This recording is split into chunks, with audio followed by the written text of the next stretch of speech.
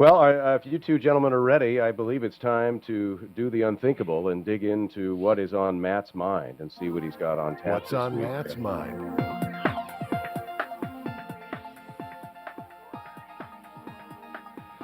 Matt, tell us what's on your mind, So my everyone friend. here knows about the recent events in Paris and the aftermath of those. And has everyone seen Facebook's safety check? It's been for natural. They've activated it for natural disasters previous to this, but this was the first human disaster that they've activated it for. Have you guys seen about that? Yeah, it's allowing Yes, I have. members to check in on Facebook, allowing their friends and families to know if they're safe or not, right? It is exactly that. Right. They got some pushback. Not much, I'd say, but it was enough to get some media coverage. That a few people were asking the question of, why did you pick France to be the first time that you activated this when the attacks in Beirut a few days before or a day before, where 40 people died, and Facebook opted to not activate it then? Facebook gave a very logical and I would say very, very fair response of, there has to be a first time for everything, and we made the decision that France was the first time we would activate this. However, we've made it a policy now that going forward, human disasters would qualify for the activation of the safety check. Mm-hmm. That's A. B, I think this is an awesome example of how social media is becoming a huge tool in involving to things that never could have been seen before.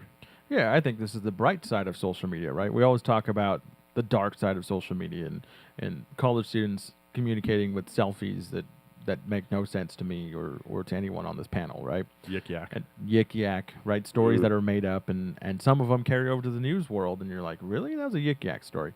And so there's a lot of dark side to social media, but I think this is why and what makes social media great is you can connect with your family and friends in a way that we've never been able to connect with, and whenever these natural disasters or human disasters happen, to be able to make sure your family is safe thousands of miles away, I think is priceless. And I applaud Facebook for launching this service and creating this policy that if there's anything going forward that happens with a human event like this, that anyone can go on and use this service. So Facebook, good on you, my friends.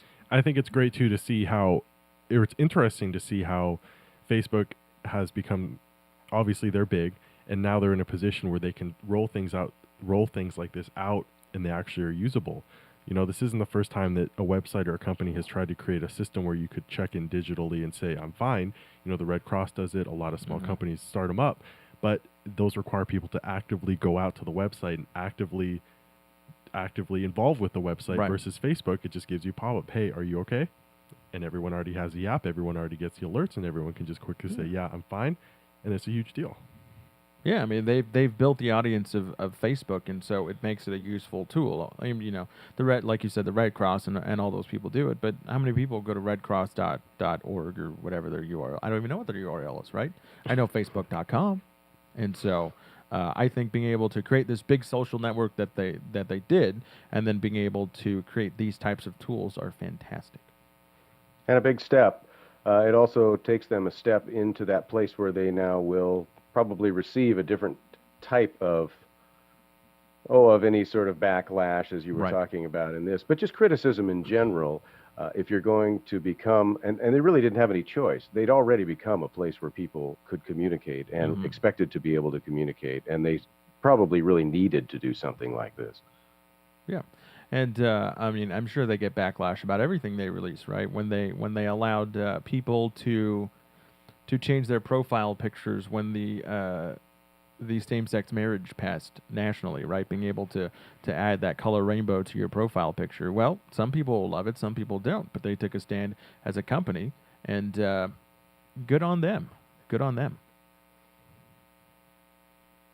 That's what's on your mind, Matt? That was what's on my mind. Oh, you're so kind. On Matt's mind.